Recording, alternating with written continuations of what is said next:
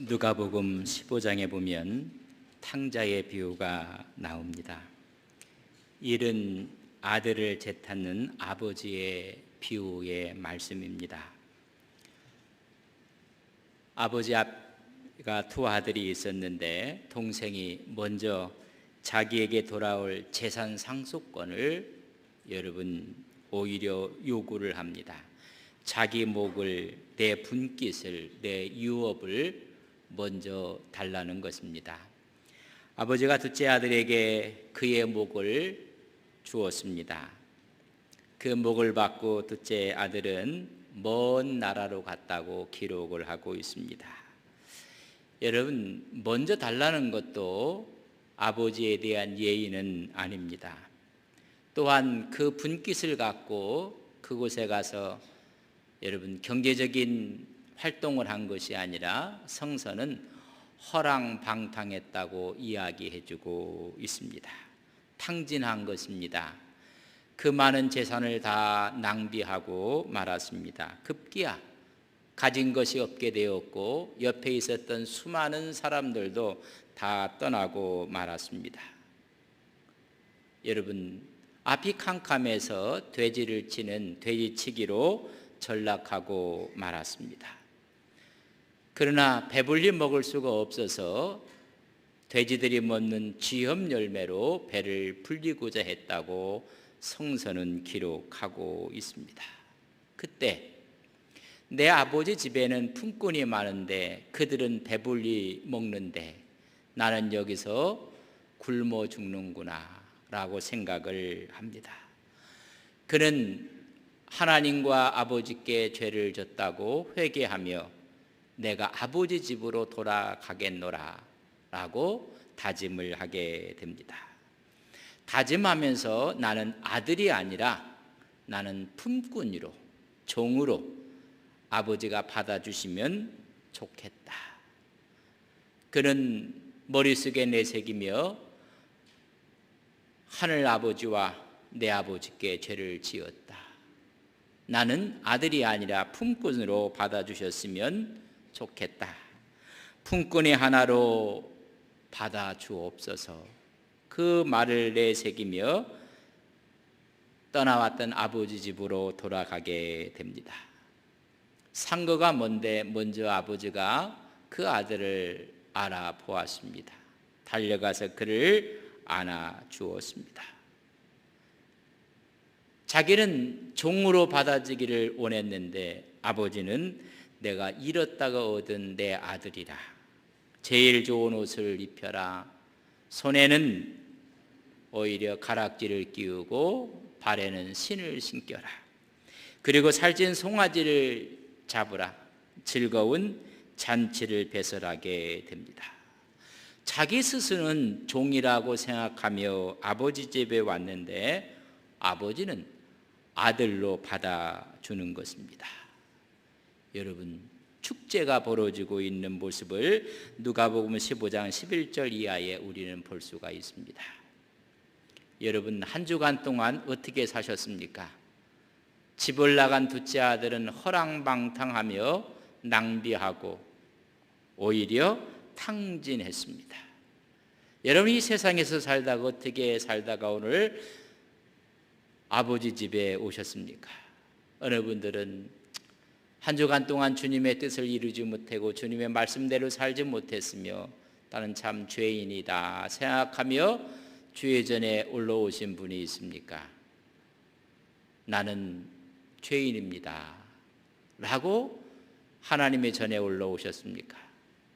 오늘 이 비유에서 스스로 둘째 아들은 종이라고 생각하고 왔는데 하나님은 내 아들이라, 잃었다가 얻은 아들이라고 그를 맞아주고 있습니다. 우리는 종이 아닙니다. 여러분, 아들입니다. 아들의 영을 부어주어서 우리는 하나님을 아빠, 아버지라 부르게 되었느니라. 그 아들의 영 성령을 부어주신 것입니다. 성령의 역사가 임할 때 우리는 종이 아니라 아들임을 말씀해 주고 있습니다. 여러분, 하나님께 여러분들을 종으로 예우하지 않습니다. 대하지 않습니다. 우리를 아들로 받아 주시는 것입니다. 여러분, 아들처럼 한번 앉아보십시오. 여러분, 당당하게 주의 전에 오르면서 우리 하나님 우리를 아들로 영접해 주시는 것입니다. 로마서 8장 14절과 15절에 보면 무릇 하나님의 영으로 인도함을 받는 사람은 곧 하나님의 아들이라. 너희는 다시 무서워하는 종의 영을 받지 아니하고 양자의 영을 받았으므로 우리가 아빠, 아버지라 부르짖느니라. 여러분, 우리에게 양자의 영을 부어주셔서 아빠, 아버지라 부른다고 했습니다. 우리 모두가 다 믿음 생활, 신앙 생활 하시는 분들입니다. 직분이 어떻든 간에 우리 모든 신앙 생활할 때 여러분 가장 큰 문제가 무엇인지 아십니까? 여러분, 율법에 대한 문제입니다. 내가 하나님 말씀을 잘 지키고 섬기고 있는지, 하나님의 자녀답게 정말로 살고 있는지, 하나님의 법에 대한 의미가 크게 문제시 되는 것입니다. 어떤 면에 보면 우리 모두가 율법 아래에 있는 것입니다. 율법의 생각 속에 갇혀 있다는 것입니다. 그러나 예수님이 오신 것은 이 율법으로부터 우리를 자유하게 하고 율법으로부터 해방시키러 오신 것입니다. 그래서 우리는 율법 아래에 있는 것이 아니라 믿음의 법 아래에 있습니다. 여러분, 율법이라고 한 거의 반대 개념은 여러분 믿음의 법입니다. 이 믿음의 법은 하나님의 은혜를 가리키는 말씀입니다. 갈라디아 4장 7절에 보면 그러므로 내가 이후로는 종이 아니요 아들이니 아들이면 하나님의 말미암아 유업을 받을 자니라. 하나님의 유업을 입을 자들이라는 것입니다. 그런데 아직 성숙하지 못해서 후견인 밑에, 청지기 밑에, 초등학문 밑에 우리를 잠시 두었다고 말씀해 주고 있습니다. 오늘 본문 4장 1절에 보면 내가 또 말하노니 유업을 이을 자가 모든 것의 주인이나 어렸을 동안에는 종과 다름이 없다. 그래서 어렸을 때에는 우리로 하여금 후견인 밑에, 청지기 밑에 두었다는 것입니다. 이 말씀을 이해하려면 노마의 당시의 상황을 이해를 하시면 아주 이해하기가 쉽습니다. 노마 시민권을 가진 사람이 큰 부호가 있었습니다. 근데 아들을 낳게 되었습니다. 이 아들은 상속자입니다. 아버지의 모든 것을 여러분 유업을 받을 자입니다. 그러나 그가 어렸을 때 여러분 그 행사를 할 수가 없고 그런 권한이 없습니다. 그래서 그가 14살 때까지는 그저 어머니 밑에서 자라게 됩니다. 부모의 영향권에서 자라게 됩니다. 그 14세가 되면 여러분 그때부터 후견인을 세워서 후견인이 양육하고 훈련합니다. 상속자의 훈련을 시작하는 나이가 14살입니다. 그래서 그의 나이가 25살까지는 그가 유업을 이을 자지만은 여러분 후견인을 세워서 그 밑에서 훈련받고 양육받습니다. 상속자로서의 훈련을 받고 25이 돼서야 비로소 상속인의 모든 권한을 갖게 되는 것입니다. 이것을 본문은 2절과 3절에 이렇게 말씀했습니다.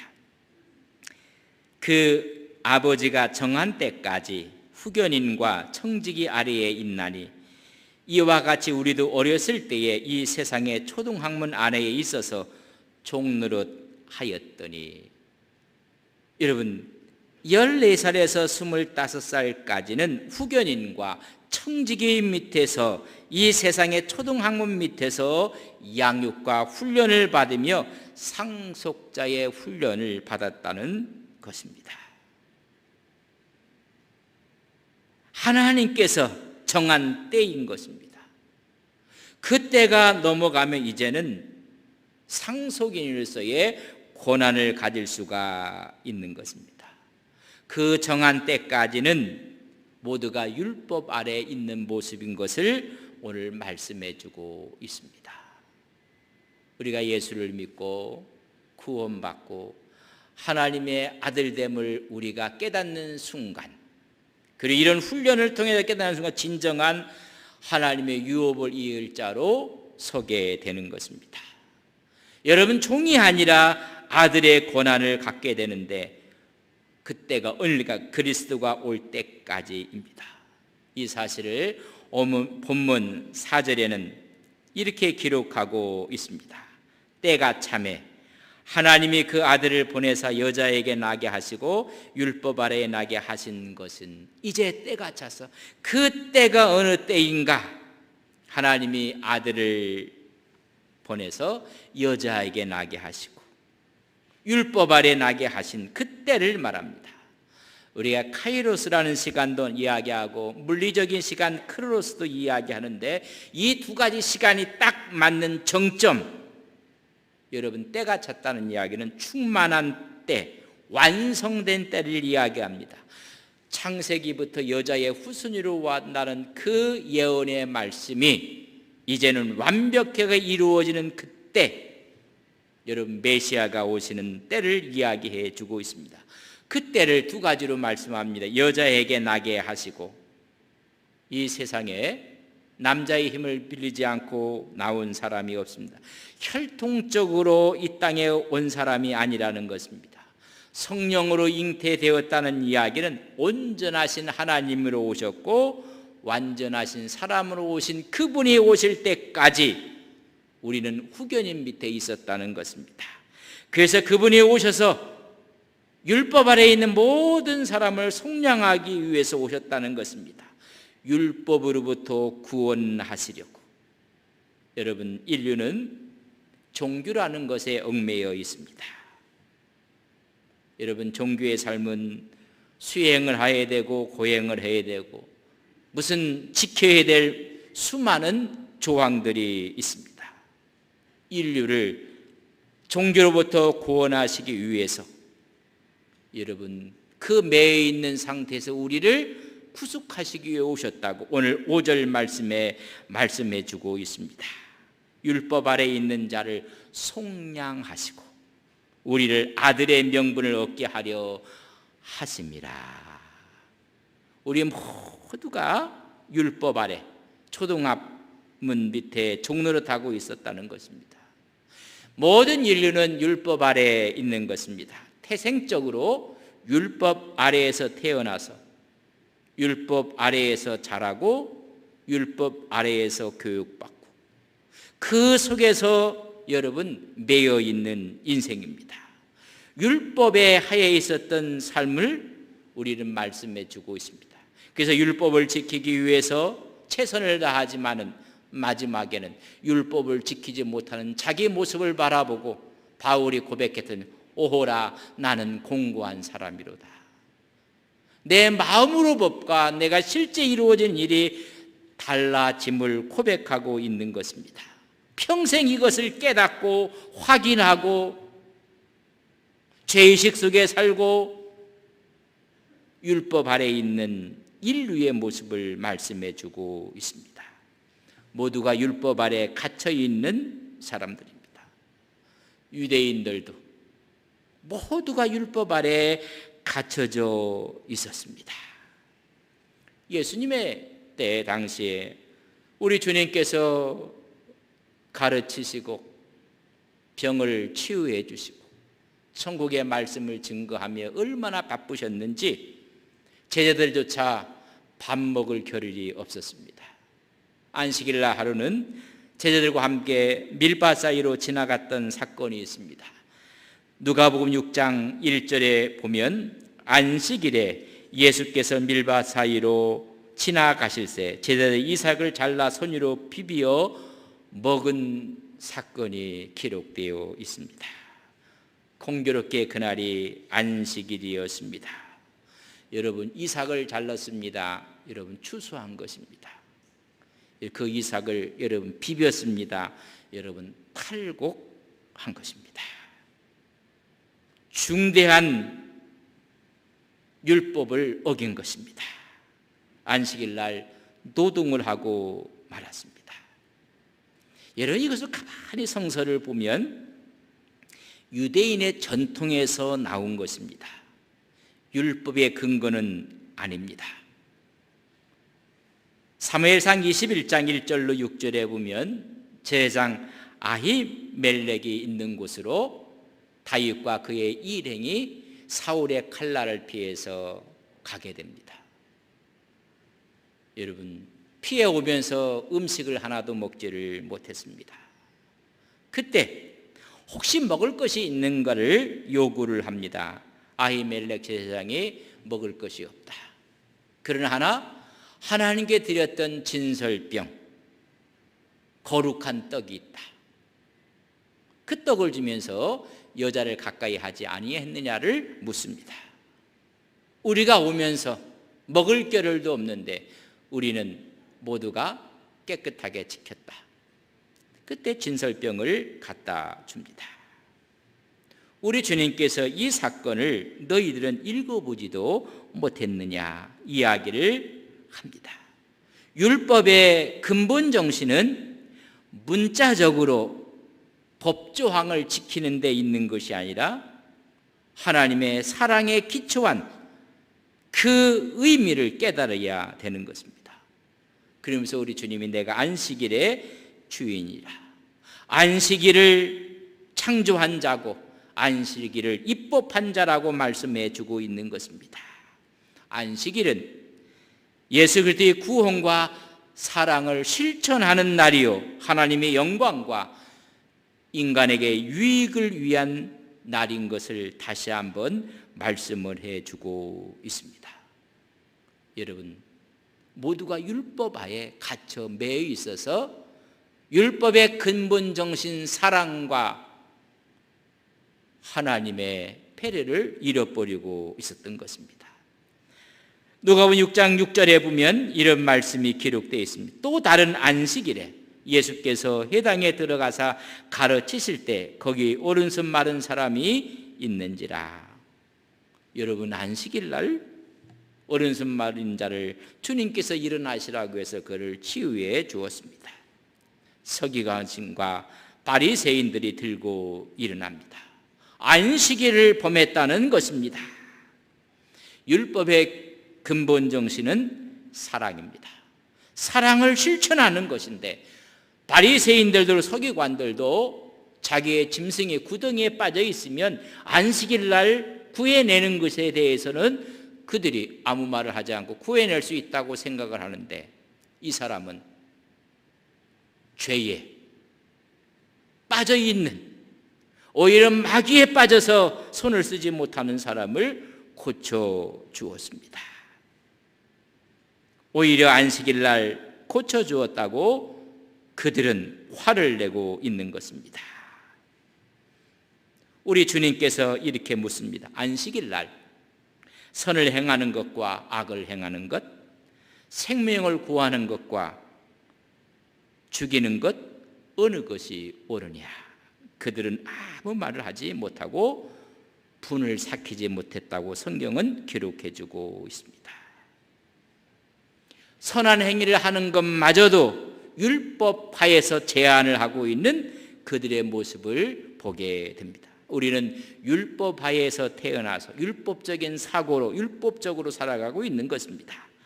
안식일 날은 소극적으로 아무것도 행하지 않는 날이 아니라 적극적으로 주의 영광과 인류의 유익을 위해서 행동하는 날이 안식일인 것을 말씀해 주고 있는 것입니다. 이제는 때가 차서 그분이 오셔서 율법 아래 있는 자들을 해방시킨다는 것입니다. 율법 아래 있는 자들을 속량하셨다는 이야기는 값을 주고 다 지불했다는 것입니다. 율법의 저주에서 벗어나게 됐다는 것을 말씀합니다. 여러분, 속량했다는 이야기는 우리 주님께서 십자가상에서 다 이루었다, 그 말과 같은 의미입니다. 우리를 율법에서 속량하기 위해서 마지막 값을 지불하고 율법의 죄에서 우리를 자유케 하시기 위해서 마지막 여러분 지불할 돈을 지불하고 영수증을 발급했다는 것입니다. 다 지불했다. 십자가상에서 다 지불했다는 것입니다. 이뿐만 아니라 아들의 명분을 얻게 하려 함이라. 하나님의 자녀됨을 말씀해 주고 있습니다. 갈라디아서 4장 6절에 보면 너희가 아들이므로 하나님이 그 아들의 영을 우리 마음 가운데 보내서 아빠 아버지라 부르게 하셨느니라. 그 아들의 영 성령을 보내주셔서 우리 하나님을 아빠 아버지라 부르게 되었느니라. 요 아빠라는 의미는 애정과 사랑이 담뿍 담긴 애칭적인 표현입니다. 여러분, 어느 가정에 아들이 있었습니다. 여러분, 그 아들을 결혼을 시켰습니다. 결혼한, 그래서 그 집에 들어온 며느리가 시아버지를 보자마자 아빠 이야기하면 여러분 서로가 놀랄 것입니다. 여러분, 이 표현은 법적인 차원을 뛰어넘어 아주 긴밀한 관계를 표현하는 것입니다. 훗날 그 며느리가 좋은 관계를 통해서 10년, 20년 아마 이런 표현을 가능할 수도 있을지 모르지만은 여러분, 처음부터 이런 표현을 한다는 것은 여러분 어려운 것입니다. 바로 이 말은 어떤 법적인 차원을 다 뛰어넘는 것입니다. 어느 날 깊은 잠에 빠져서 꿈을 꾸고, 자기는 원래 종이었는데 꿈을 꾸고 일어났습니다. 근데 상황이 바뀌어서 종이 아니라는 것입니다. 진짜 아들이라는 것입니다. 여러분, 이랬을 때 우리는 환호할 수밖에 없습니다. 너는 종이 아니라 종인 줄 알았더니 아들이라는 것입니다. 그래서 오늘 부르게 하셨느니라, 그 말은 크라주라는 단어를 썼습니다. 이 말은 동물적으로 본능적으로 외치는 소리입니다. 여러분, 부르짖는 소리입니다. 억누를 수 없는 감격을 표출하는 그런 부르짖음입니다. 내가 종인 줄 알았더니 아들이라는 것입니다. 율법 아래 있는 우리를 속량하셔서 하나님을 아빠 아버지라 부르게 되었다는 것입니다. 십자가상에서 모든 값을 지불하셨습니다.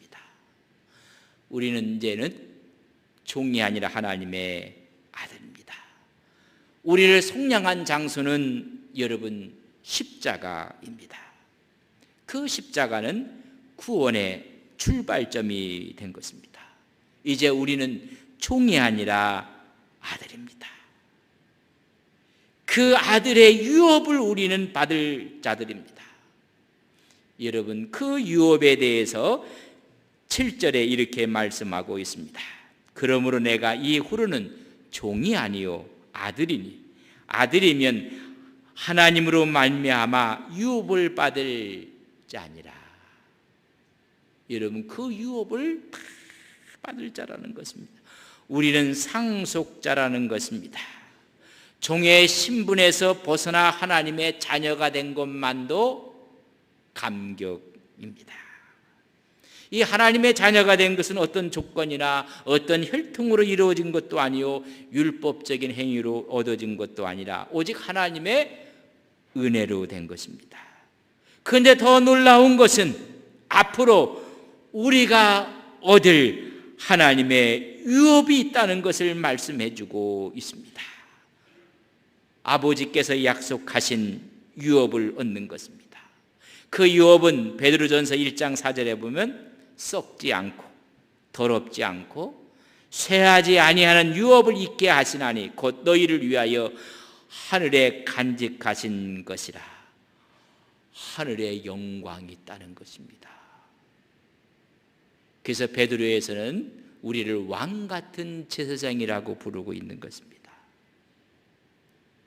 이제는 하늘의 유업, 하나님의 영광을 누릴 사람들입니다. 여러분, 주의 전에 올릴 때마다 나는 종이 아니라 하나님의 아들입니다. 십자가 구속으로 말미암아 이제는 우리 앞에 하나님의 영광을 누릴 유업을 받은 사람입니다. 여러분, 그런 마음으로 주의 전에 올라오셔야 됩니다. 초두에 탕자에 대한 이야기를 말씀을 드렸습니다. 본인은 나는 죄인입니다. 종으로서의 아버지의 응답을 요구하고 옵니다. 그러나 아버지는 종이 아니라 아들로 그를 영접합니다. 주의 전에 올라오는 모든 분들은 이제는 우리는 하나님의 아들입니다. 하나님의 영광의 유업을 얻을 자인 것을 알고 여러분 아들답게 사셔야 됩니다. 우리 옆에 있는 분과 한번 인사합시다. 아들답게 삽시다. 여러분, 우리가 하나님의 아들입니다. 하나님의 영광의 유업을 받을 사람들입니다. 이 사실을 우리에게 그의 아들의 영을 부어주어서 확증하신 것입니다. 그것이 성령의 임재의 결과입니다. 오늘 성령 강림 주일날 성령이 임해서 우리는 하나님의 아들이 되었고 하나님의 영광의 유업을 얻을 하나님의 자녀가 되어진 것입니다. 우리는 그래서 이제는 진리 안에 사는 것입니다. 요한복음 8장 32절에 보면 진리를 알지니 진리가 너희를 자유롭게 하리라. 종은 자유함이 없습니다. 여기서 말하는 진리는 십자가로 우리를 속량한 구속의 진리입니다. 구원의 진리입니다. 이 진리가 너희를 율법에서 초등학문에서 자유롭게 할 것이니라. 여러분, 우리는 진정한 자유인입니다. 하나님을 사랑하고 이웃을 사랑하며 하나님이 주실 영원한 유업을 바라보고 오늘도 하나님의 아들로 당당하게 주님 앞으로 나가시는 믿음의 종들이 되시기를 주님의 이름으로 간절히 축복합니다. 함께 일어서시겠습니다.